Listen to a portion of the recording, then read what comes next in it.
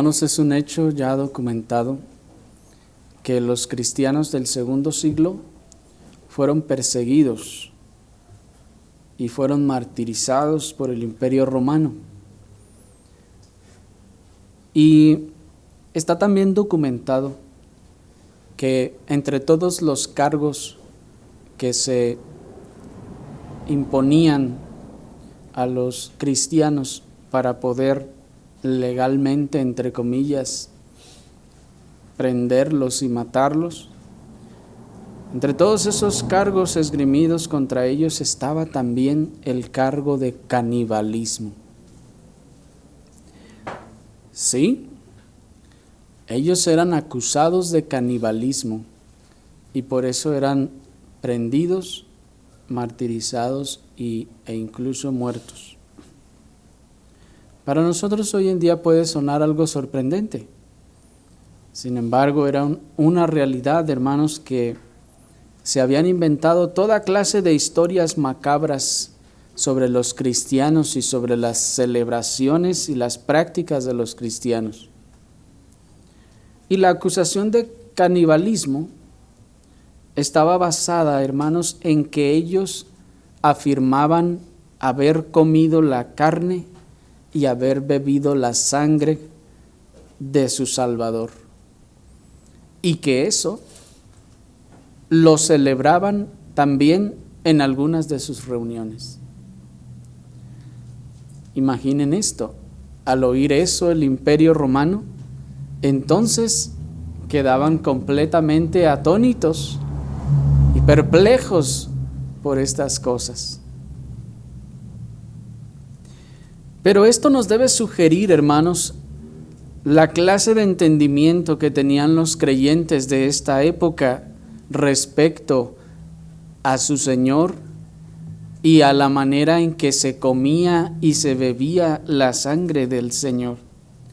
Y nos debe también poner de manifiesto la firmeza de sus convicciones acerca de estas cosas.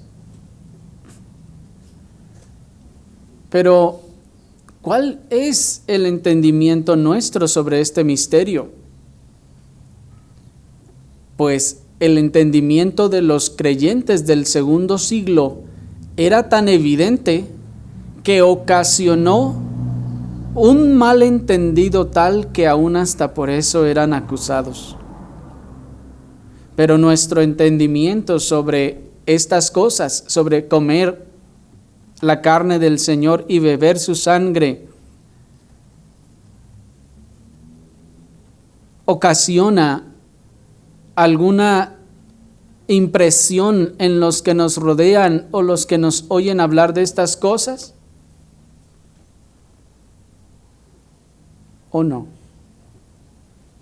Porque nuestro Salvador sigue diciendo: el que come mi carne y bebe mi sangre, en mí permanece y yo en él. Como me envió el Padre viviente y yo vivo por el Padre, asimismo el que me come vivirá también por mí.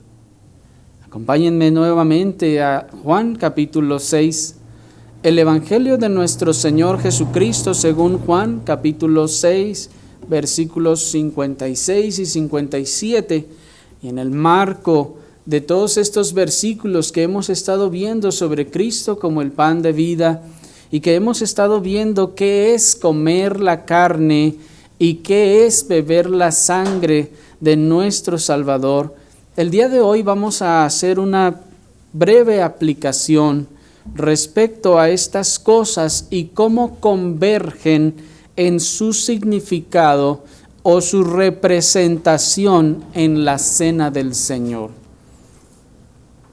Dice Juan capítulo 6, versículo 56. El que come mi carne y bebe mi sangre, en mí permanece y yo en él. Como me envió el Padre viviente y yo vivo por el Padre, asimismo el que me come, él también vivirá por mí. Hasta ahí. Ya vimos, hermanos, en la ocasión anterior que vimos sobre comer la carne y beber la sangre de nuestro Salvador, que Cristo aquí se presenta a sí mismo como el verdadero pan. Y que entonces no solo hay que verlo, no solo hay que abrazarlo, sino hay que comerlo. ¿Recuerdan? Vimos que no se trata de verle hacia allá, de que es algo externo a nosotros, o que solo con verle entonces nos beneficiaremos de su obra o de su sacrificio. No, vimos que hay que comerlo. Vimos que este no es un símbolo externo, es decir, un símbolo lejano, sino que es un símbolo interno. Que Cristo no es que se presenta a sí mismo como el sol, cuyos rayos nos llegan y al nosotros exponernos a esos rayos nos beneficiamos así de ellos. Con solo exponernos a su alcance obtenemos los beneficios de Él. Que nuestro Señor no se presenta, decíamos, como el viento que se arroja contra nuestros cuerpos para refrescarnos, sino que el Señor se presenta a sí mismo como un alimento cuya composición o en cuya composición se encuentran contenidos los nutrientes que dan vida y renuevan nuestras fuerzas y preservan nuestra vida espiritual. Vimos entonces que comer es participar de su persona y todos los beneficios que de su persona se derivan. Vimos que es apropiarnos de su sacrificio, de su cuerpo partido, hacerlo nuestro y parte de nuestra existencia vital. Pues vimos que es necesario que comamos esa manzana, por ejemplo, para que los nutrientes encerrados en la manzana, luego de que han sido triturados, entren en nuestro cuerpo y entonces nuestro cuerpo se apropie de ellos, los absorba y la manzana en ese caso se vuelve parte de nosotros. Por eso decía el Señor, el que come mi carne y bebe mi sangre, en mí permanece y yo permanezco en él. Como el Padre viviente, como me envió el Padre viviente y yo vivo por el Padre, asimismo el que me come también vivirá por mí. De manera que comer la carne y beber la sangre del Hijo del Hombre, vimos que en este acto Cristo se hace o se vuelve parte de nosotros y nosotros parte de Él. Sus beneficios espirituales nos nutren, revitalizando nuestra vida, dándonos vigor a nuestro ser espiritual y así infunde también vida espiritual y eterna a nuestra alma, porque si no, no hay vida. Y decíamos entonces que la vida no es un regalo que traigo aquí a un lado, o se integra en mí o no tengo vida. Su carne y su sangre vimos que representan pues el alimento espiritual que se integra a nosotros para producir la vida, que en la unión mística con Cristo nos hacemos parte del cuerpo de Cristo y Cristo se vuelve parte de nosotros. Y todas esas gloriosas realidades, hermanos, son exactamente lo que se representa cuando nosotros venimos a participar de la cena del Señor. Por esta razón les decía que en esta oportunidad queremos hacer una breve aplicación de todas estas cosas a la cena del Señor, pues es efectivamente, hermanos, lo que se está representando cuando venimos a participar de los elementos en la cena del Señor. Hay, en efecto, entonces, una gracia espiritual representada por el símbolo externo de la cena del Señor. Esto es importante, hermanos, y les voy a animar a que pongan mucha atención porque pueden terminar confundidos. Hay, en efecto, una gracia espiritual, la hay, en el símbolo externo de la cena del Señor.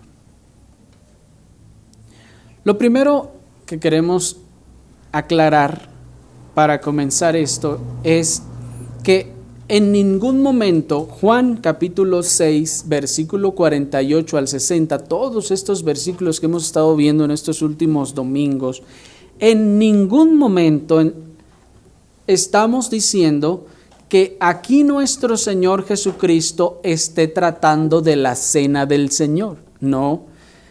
El tema de nuestro Señor Jesucristo aquí en Juan 6 no es la cena del Señor. ¿Sí? Ya lo hemos estado viendo, que es claro que el Señor no está hablando de la cena. Más bien, la cena representa las verdades de las que el Señor está hablando aquí. ¿Me explico? No es que el Señor está explicando aquí la cena. Sin embargo, lo que nadie puede negar es que las verdades expresadas por nuestro Señor aquí en estos versículos en misterio son las realidades, como les decía, que en efecto representan los elementos de la cena del Señor. ¿Sí? Pues nuestro Señor Jesucristo dijo en Mateo 26:26, y mientras comían tomó Jesús el pan y lo bendijo y lo partió y dio a sus discípulos y dijo, tomad, comed, esto es mi cuerpo. ¿Qué cosa dijo el Señor? Tiene el pan en su mano, lo ha partido y dice, tomen y cómanselo, esto es mi cuerpo. 27 dice, y tomando la copa y habiendo dado gracias, les dio diciendo, bebed de ella todos, porque esto es mi sangre del nuevo pacto, que por muchos es derramada para remisión de los pecados. De tal manera, pues, entonces, que estas cosas de las que el Señor está hablando en Juan capítulo 6, del 48 en adelante, en efecto, efectivamente, hermanos, son las verdades que son representadas a través de los elementos en la cena del Señor. Y el Señor en Mateo 6 concluye diciendo en el verso 29, y os digo que desde ahora no beberé más de este fruto de la vid hasta aquel día en que lo beba nuevo con vosotros en el reino de mi Padre. Estas cosas van a cobrar importancia, hermanos, estas últimas palabras, pero vamos a dejarlas para el final. Pero, en efecto, entonces encontramos que lo que signifique comer la carne y beber la sangre del Hijo del Hombre es entonces lo que ciertamente se está representando en la ordenanza de la cena del Señor. ¿Están siguiendo hasta ahí? Lo que sea que signifique comer la carne y beber la sangre del Hijo del Hombre es lo que se está representando en la ordenanza de la cena del Señor.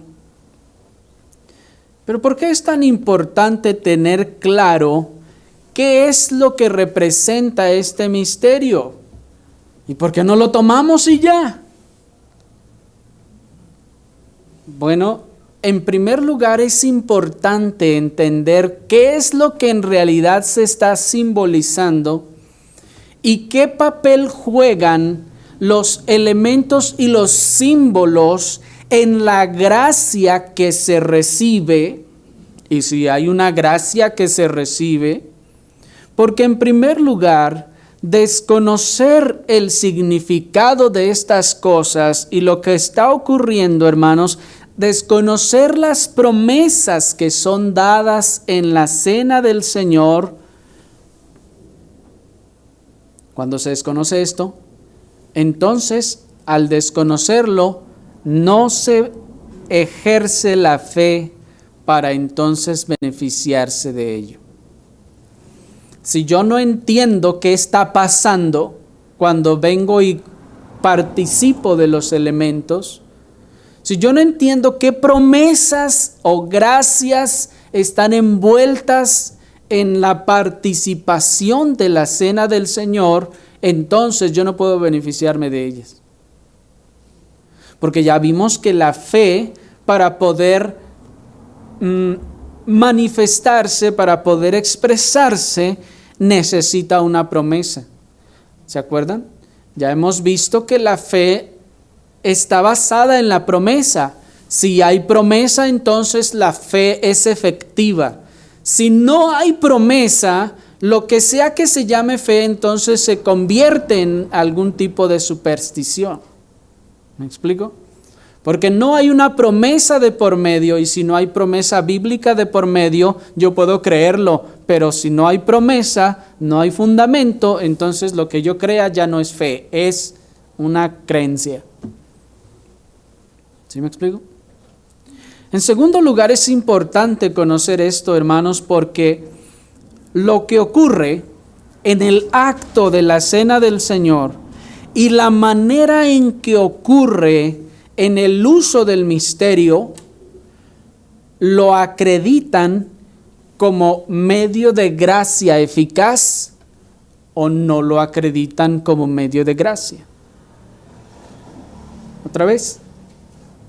Lo que ocurre de manera en el ámbito espiritual, vamos a decirlo de esta manera, cuando nos acercamos a la cena del Señor, cuando nos acercamos a este misterio y cómo esto ocurre, entonces acreditan tal acto como un medio de gracia eficaz o no. Porque sabemos o hemos oído tal vez que la cena del Señor es un medio de gracia. Yo no sé cuántos de ustedes han escuchado que la cena del Señor es un medio de gracia. Entre los muchos medios de gracia que hallamos en la Escritura, uno de los medios de gracia es la cena del Señor.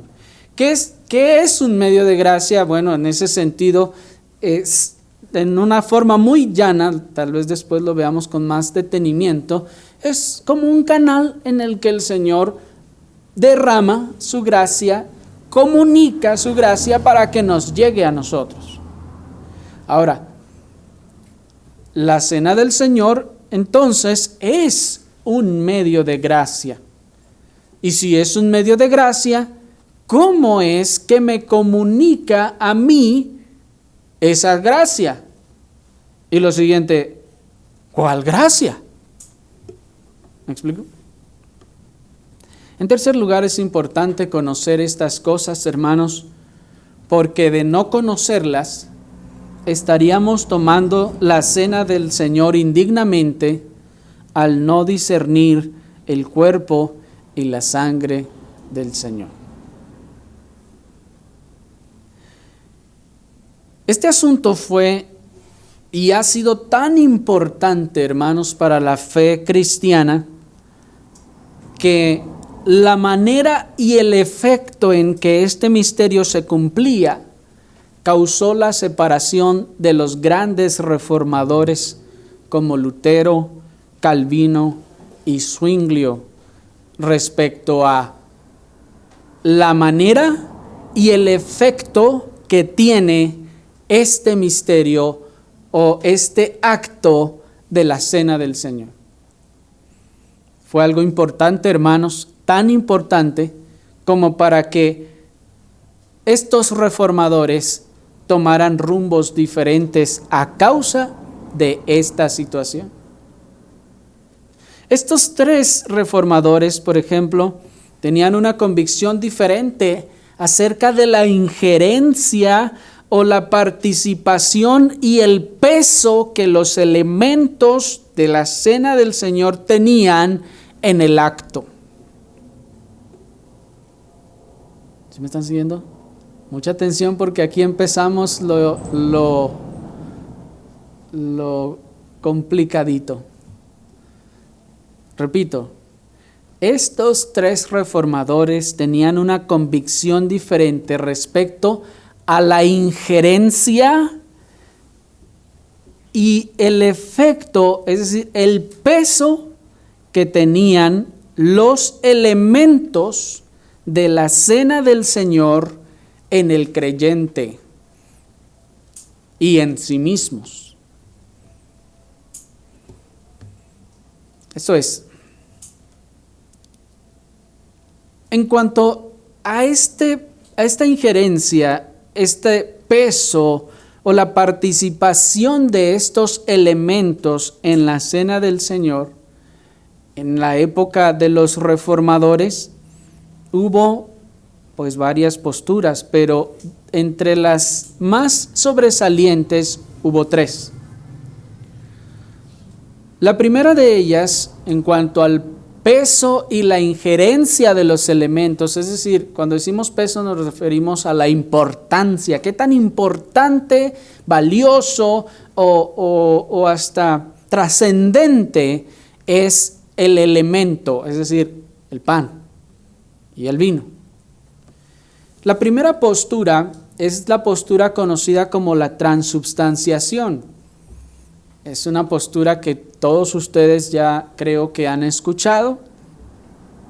Esta era y sigue siendo la postura romanista o papista, como le llamaban los reformadores, en la que se cree que los elementos de la cena del Señor, ¿cuáles son los elementos? El pan y el vino. En esta postura de la transubstanciación se cree que los elementos se convierten, y escuchen mis palabras, se convierten literal y milagrosamente en el cuerpo y la sangre de Cristo a través de la consagración del sacerdote. En la transubstanciación se sostiene que el elemento sufre un cambio de sustancia. Era una sustancia terrenal de pan y que cuando se consagró se transformó y se convirtió en la sustancia de la persona de Cristo. Sin embargo, hermanos, es claro por la enseñanza de Mateo 26 que los elementos del Señor eran los elementos que el Señor expresó en la cena eran una representación. Esto es, el Señor no se estaba arrancando parte de su cuerpo para que se lo comieran ellos, como el canibalismo que decíamos al principio, lo cual es una idea retorcida, pues si esto es literal, si en la transubstanciación el elemento se vuelve literalmente el cuerpo del Señor, entonces hay lugar al canibalismo hasta cierto punto. La segunda postura que había en la época de la Reforma, ahora ya digamos del lado protestante, era la postura de la consubstanciación. La consubstanciación era y sigue siendo la postura de los luteranos. Es una postura que desarrolló Lutero para oponerse a la transubstanciación, pero sin negar la presencia literal del cuerpo y la sangre de Cristo. Es decir, Lutero decía, bueno, no hay transustanciación, no hay una transformación, pero el cuerpo y la sangre de Cristo siguen estando presentes. Y dijeron, bueno, entonces, ¿cómo es eso? Y dice él, bueno, es algo que podemos llamar consubstanciación. En la consubstanciación, según la idea luterana, el pan y el vino permanecen, aunque tras la consagración, el cuerpo y la sangre de Cristo coexisten con los elementos naturales. Esto es, que hay una coexistencia, decía Lutero, con el elemento material, con el cuerpo y la sangre de Cristo. Y él argumenta y dice, tal como el hierro fundido todavía es hierro, aunque un nuevo elemento, el fuego coexiste con él. Esta fue una ilustración que el mismo Lutero usó en una carta que envió al rey Enrique VIII. Lutero entonces tenía esta idea, que el pan sigue teniendo sus propiedades de pan, no se transforma, dice él, sigue teniendo sus propiedades de pan, pero hay como una especie de integración, una consubstanciación del cuerpo y de la sangre de Cristo. Todo esto para no desechar la idea de la presencia literal del cuerpo y la sangre de Cristo en los elementos. ¿Me explico? Bien. Y la tercera postura, desde las más, decía yo, más importantes, es la representación. La representación fue la postura de la mayoría de los reformadores, así como la mayoría de los cristianos en la actualidad. Aunque en esta postura de la representación, hermanos, ojo aquí, en la postura de la representación se deben entender dos subposturas respecto a qué quiso decir nuestro Señor Jesucristo cuando dijo, esto es mi cuerpo. Espero que me estén siguiendo, hermanos, hasta aquí. La siguiente, dijimos, es la representación. Y todas estas posturas surgen de la pregunta, ¿qué quiso decir nuestro Señor Jesucristo cuando dijo, esto es mi cuerpo? ¿Qué quiso decir?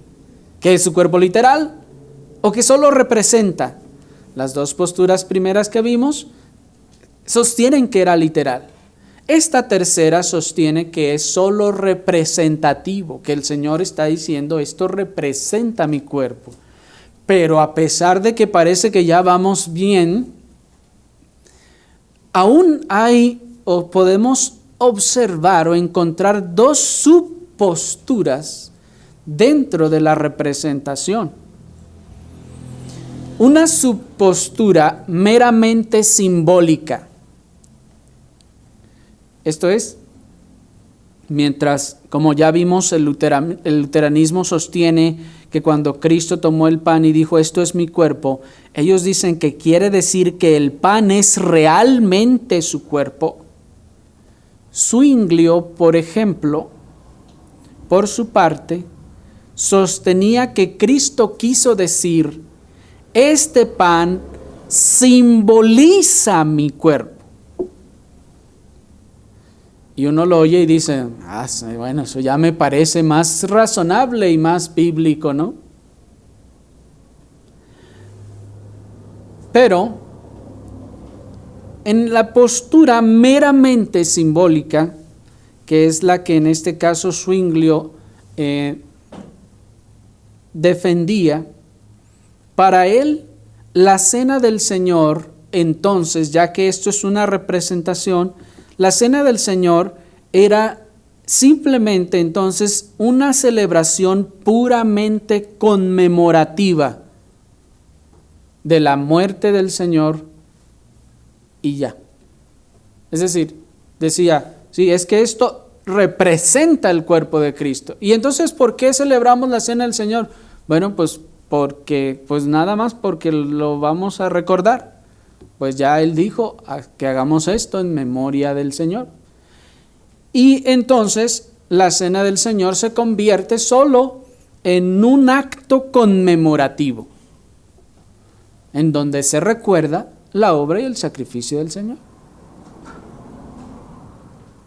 Y aunque esta es la postura que predomina en la actualidad, hermanos, pues la mayoría de las congregaciones o iglesias protestantes de nuestro tiempo tiene esta postura de que la cena del Señor solo es un acto simbólico con el objetivo de conmemorar al Señor y es todo lo que hace y lo que tiene. Esta postura niega de manera implícita entonces que el acto de la cena del Señor sea un medio de gracia. ¿Me siguieron hasta aquí? Porque si solo es un símbolo que hacemos para recordar al Señor y ya, y no tiene más, no hay más en ello más que un símbolo y ya, un ritual que tenemos que hacer, un ritual que pues nos mandó el Señor y pues vamos a hacerlo y recordarlo. Entonces, en primer lugar, de manera implícita se está diciendo que la cena del Señor no es un medio de gracia. Al no ser un medio de gracia, esto implica que entonces es solo un ritual sin beneficio alguno para la iglesia de Cristo y para el creyente de manera individual. ¿Sí me explico? En esta postura, hermanos, se enfatiza sobre el símbolo y se dice, solo es símbolo, no nos preocupemos, es un símbolo. Es una representación y nada más. Y ya que es un símbolo, pues es algo que tenemos que hacer, pues es un acto de obediencia, como cuando se preguntaba a alguien, bueno, y si el Señor me ha salvado y me bautizo, y no me bautizo, me muero, ¿me voy al cielo de todos modos? No, pues sí. Pero, ¿y entonces para qué está el bautismo? ¿Sí me explico? Si de todos modos voy a terminar en el cielo, entonces ¿para qué se quedó? Y ahí es donde entonces esta postura dice, bueno, es que es una ordenanza del Señor, es un paso de obediencia, tenemos que obedecer, y se usa o se aplica el mismo criterio para la cena del Señor. Es un símbolo, pues nos lo dejó el Señor para que lo recordáramos, y pues bueno, hay que hacerlo. ¿Me explico? Pero, entonces, si no es meramente simbólica, un ritual que tenemos que hacer y pues lo hacemos, entonces, ¿qué es? Y aquí es donde viene la siguiente subpostura de la que les mencioné en la representación. Y es algo que podemos llamar que es una postura representativa sacramental. Para Calvino y el resto de los reformados, incluyendo casi toda la totalidad de los puritanos, con las palabras, esto es mi cuerpo, nuestro Señor Jesucristo quería decir, este pan representa sacramentalmente mi cuerpo. ¿Vieron la diferencia? En la postura anterior se dijo, este pan simboliza mi cuerpo.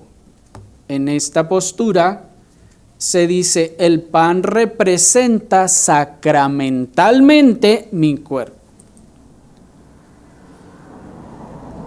¿Cuál es la diferencia? El sacramento. Y yo espero que no se asusten.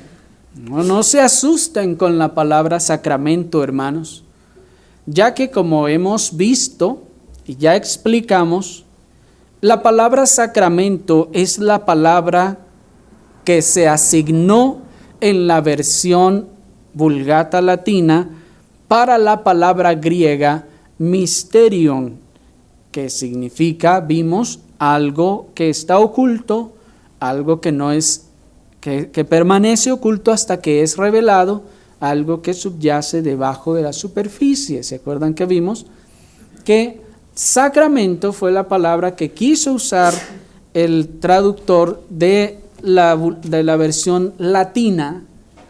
Cuando encontró en el griego misterio, pues no le puso misterio, le puso sacramento. Así que no nos asuste esta palabra. Además, la palabra sacramento es un término cristiano muy antiguo, hermanos, que precede a Constantino mismo. Y digo que precede a Constantino mismo porque la mayoría tenemos una idea de que el catolicismo comenzó a ser catolicismo desde Constantino. Pues bueno, la palabra sacramento ya existía antes de eso. Y este es un término cristiano tan antiguo que precede también y que va por encima y más allá de la tergiversación que el catolicismo ha hecho a su significado y de la adición que el catolicismo ha hecho de supuestos sacramentos. De manera entonces que yo les animo a que no nos preocupemos en nuestra mente con esta palabra, que no nos ofusquemos.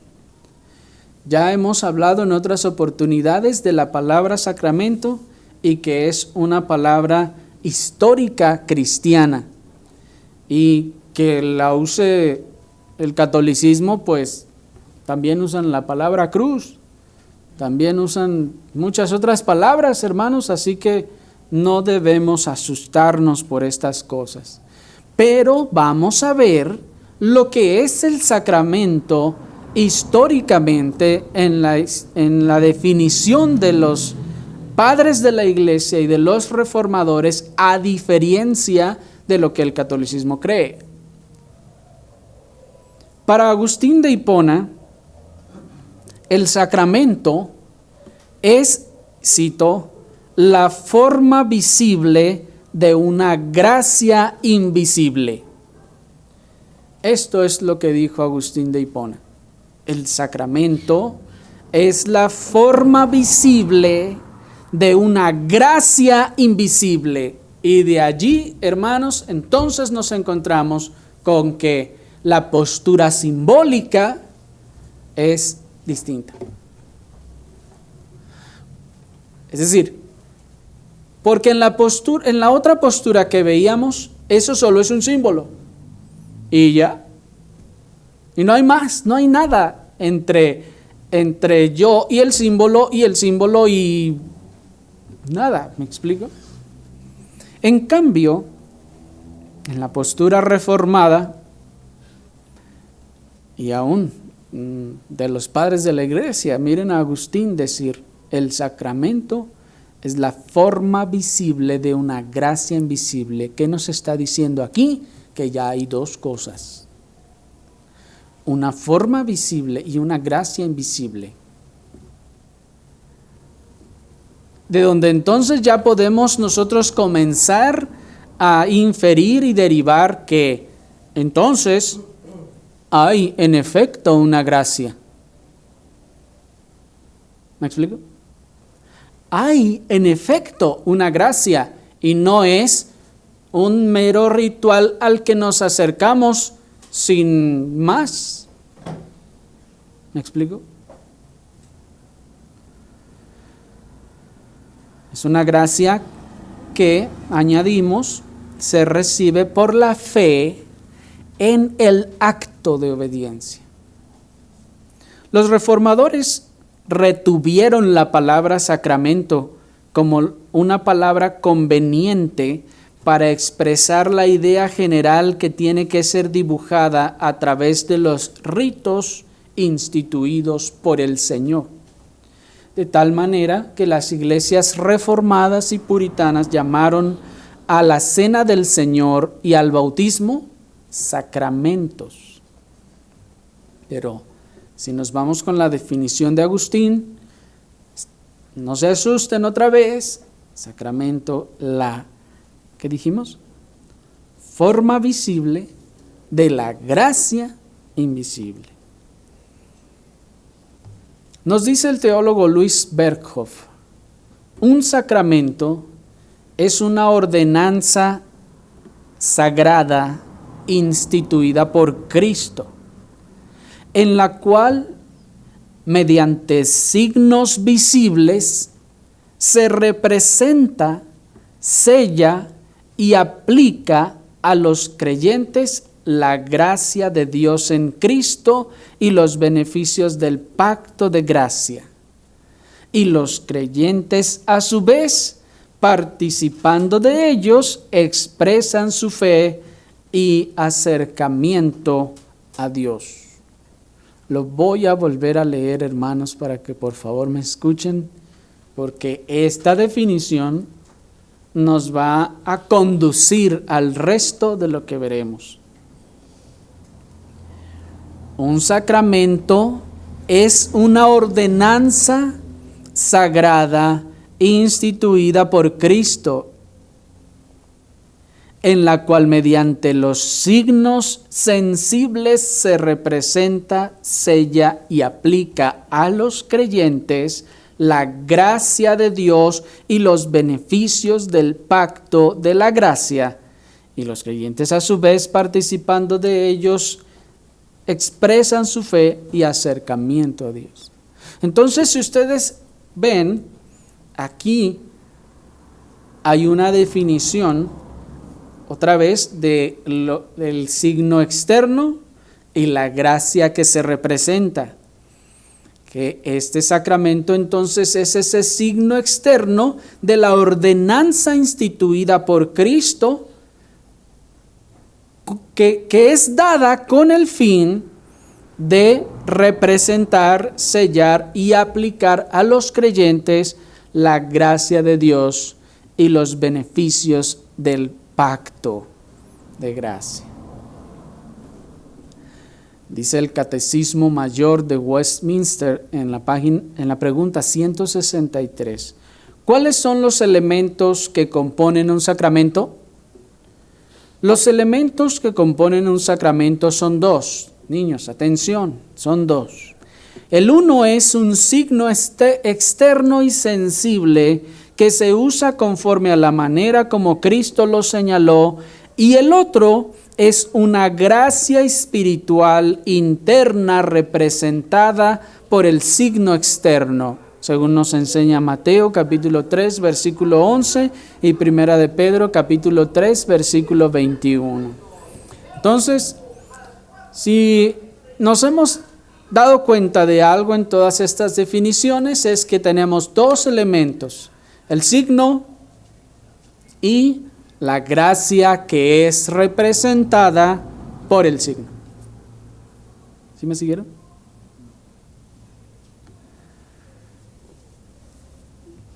Cito otro teólogo, otro de los grandes teólogos, el teólogo Archibald Alexander Hodge. Dice: hay en cada sacramento una relación espiritual o una unión sacramental entre el signo y la cosa significada.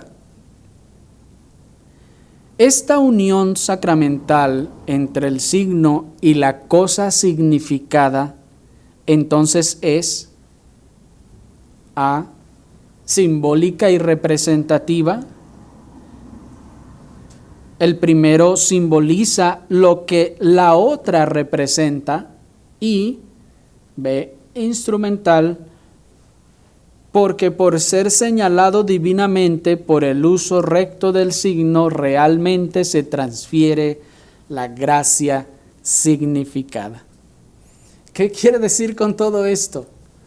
Hermanos, lo que esto nos está enseñando es que el signo, el elemento que representa la gracia, no está allí nada más por nomás, sino que tiene una razón de estar allí. Que Cristo no es que dijo, ¿cómo los entretengo? ¿Qué cosa les pongo para que se pongan a hacer y se entretengan? Pues que al cabo no va a significar nada, pero, es decir, no va a pasar nada cuando lo hagan, no va a ocurrir ninguna cosa, pero pues se los voy a dejar para que lo hagan. ¿Habrá el Señor actuado así? En efecto, no. Que el Señor haya dejado estas ordenanzas significa que éstas tienen un provecho. No solo simbolizan algo, sino también aprovechan espiritualmente. Son un medio de gracia.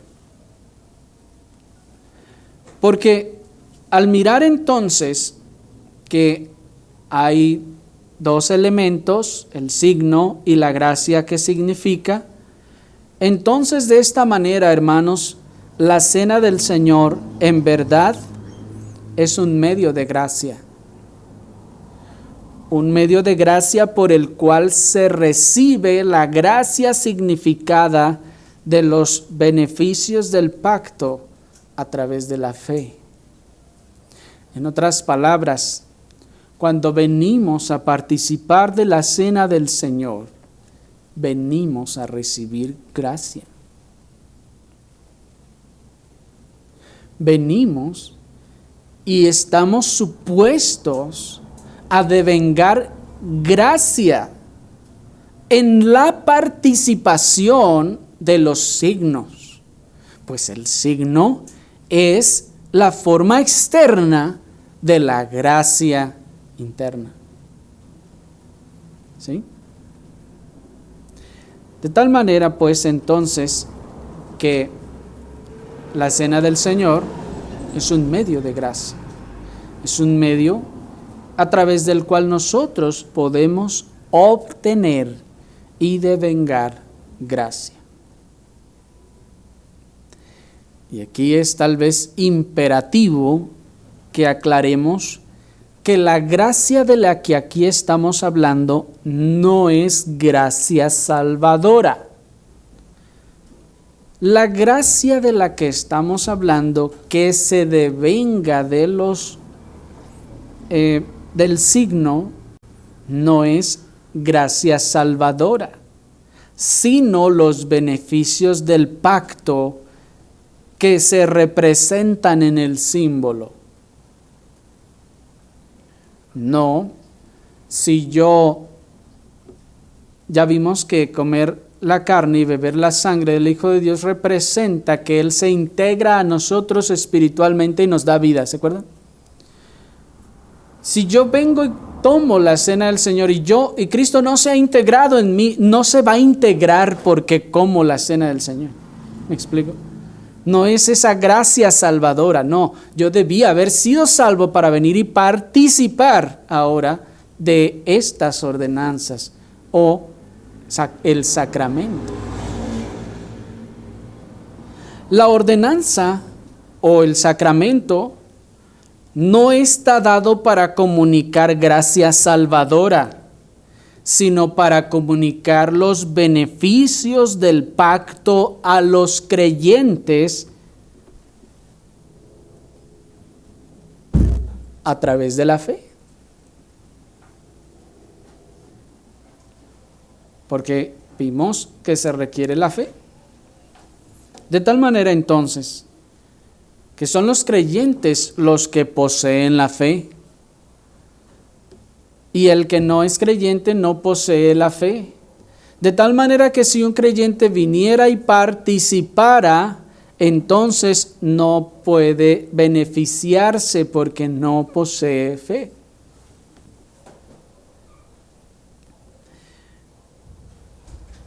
La ordenanza por sí misma entonces no produce salvación ni vida eterna.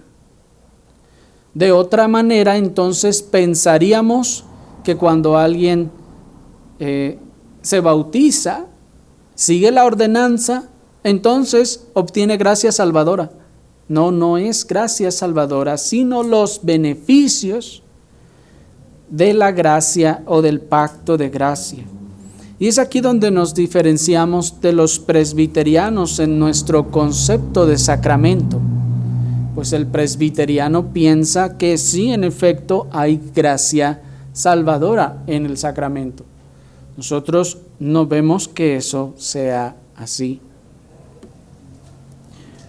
Pero bien, hermanos, ya que hemos visto lo que es el sacramento, los elementos y la unión entre ellos, debemos ahora decir que la cena del Señor, pues, es el signo o símbolo relativo y moral.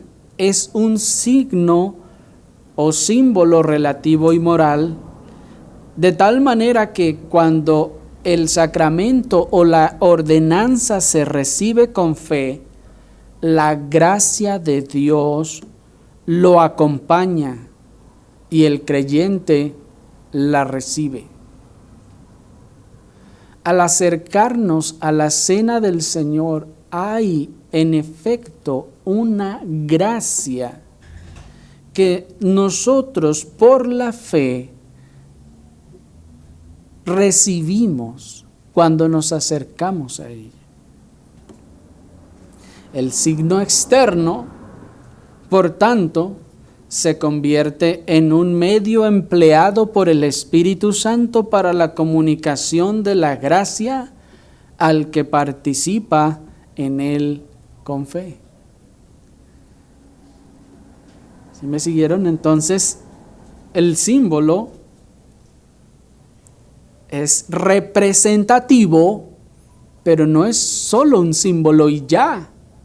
También detrás de él, dado que Cristo lo ordenó y puso promesas detrás de él, también devenga gracia.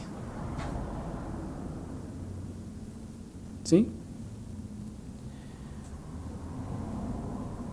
Un incrédulo puede pretender pasar y recibir la cena del Señor y sin embargo no está recibiendo el sacramento, no está recibiendo la gracia, ya que la gracia prometida no se obtiene por medio del signo o del símbolo, ni por la obediencia al usar el símbolo, sino por la fe en la promesa. ¿Me expliqué? Cuando venimos entonces a tomar la cena del Señor, no recibimos la gracia prometida solo por el símbolo per se. La fe es indispensable. Es necesaria la fe para que la gracia representada por el símbolo entonces sea comunicada a mí. De manera que puede un incrédulo venir y tomarlo y no recibe ningún tipo, o sea, se regresa igual que como llegó. No hay ningún tipo de gracia, de vengada, porque no hay fe. Ahora, podemos incluso nosotros venir pensando, pues es un simple símbolo. Señor, nomás este panecillo, no le como. Sí, yo sé que el Señor me salvó, pues qué bueno que me haya salvado. Amén, vámonos. Y nos regresamos. ¿Y ya? ¿Me explico? Porque eso es lo que implica esta postura de ese símbolo meramente simbólico y conmemorativo. Pero debemos entender, hermanos, que si Dios lo ha hecho un medio de gracia, si el Señor ha hecho la cena del Señor y aún el bautismo, un medio de gracia, entonces hay algo que yo voy a obtener o devengar de Él.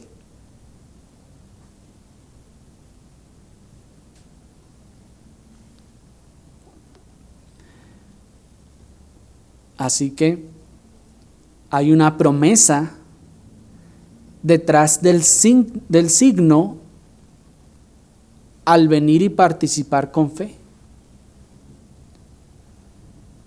¿Y cuál es esa promesa aquí? Bueno, como el maná alimentaba y sustentaba la vida del pueblo en el desierto, así como el maná también fortalecía sus cuerpos, así como el maná nutría sus cuerpos, así como el maná daba vitalidad, así Cristo, el pan de vida, que es representado en los elementos de la cena del Señor, produce todos estos efectos a manera de gracia en sentido espiritual. ¿Me siguieron? Estas entonces son algunas de las gracias, de las bendiciones, de las promesas que Dios ató de manera sacramental en el símbolo y en el acto que se devenga por fe. Que al venir nosotros en fe, ¿y en fe a qué? Al símbolo no, sino a la gracia, a la promesa. Entonces, nosotros recibimos sustento espiritual para nuestras almas. Recibimos fortaleza para nuestras almas, vigor, una revigorización de nuestro estado y vida espiritual, un nutrimiento para nuestros cuerpos, vitalidad nueva en Cristo y a Cristo mismo en una medida mayor.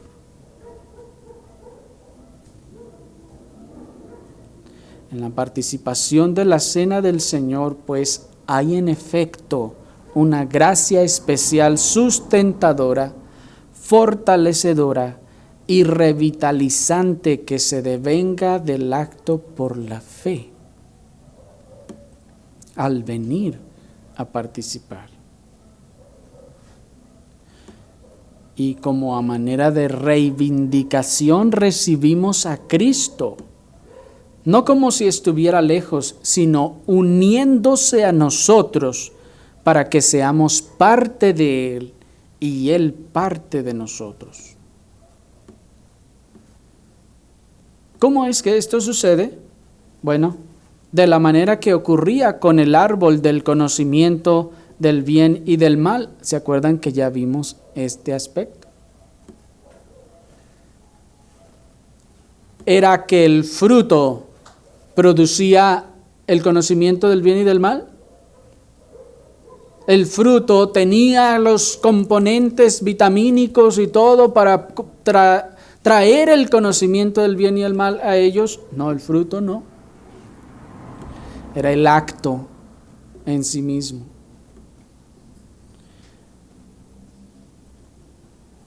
Pero ese conocimiento no se adquiría al mirar el fruto, ni se adquiría al tocarlo, ni siquiera al arrancar el fruto.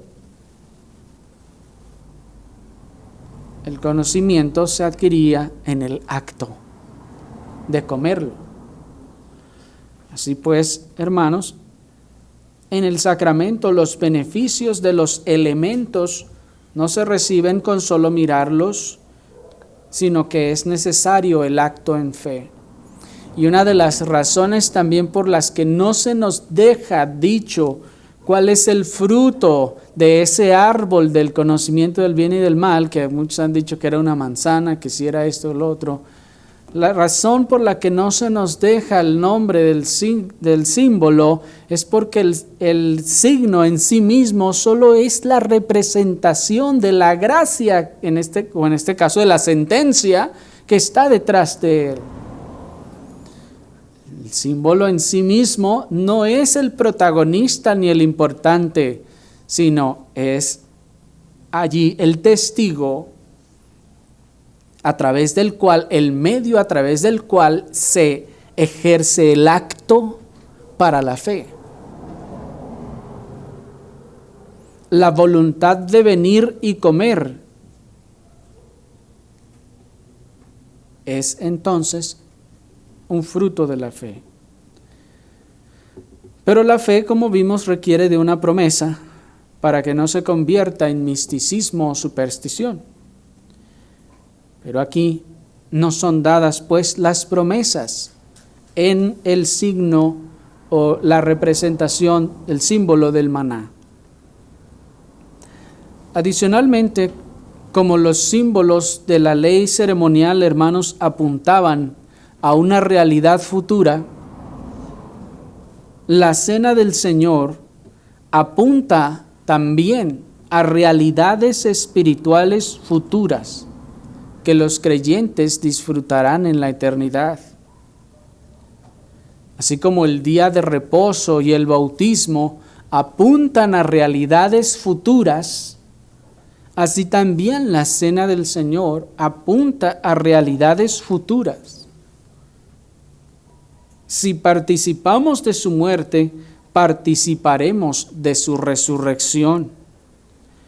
Y en su resurrección, Él hizo incorruptible la carne corruptible de que se había revestido. Así que en ello también nosotros aguardamos una plena manifestación de nuestra unión con Cristo de manera completa y eterna. Porque el Señor mismo nos dijo en Mateo: no beberé más de esto hasta que estemos allá en el reino. Así que, hermanos, la cena del Señor es en efecto un medio de gracia, un medio a través del cual el creyente, al acercarse en fe en las promesas, obtiene o gracia le es comunicada a través de la fe en el acto de la obediencia de la ordenanza.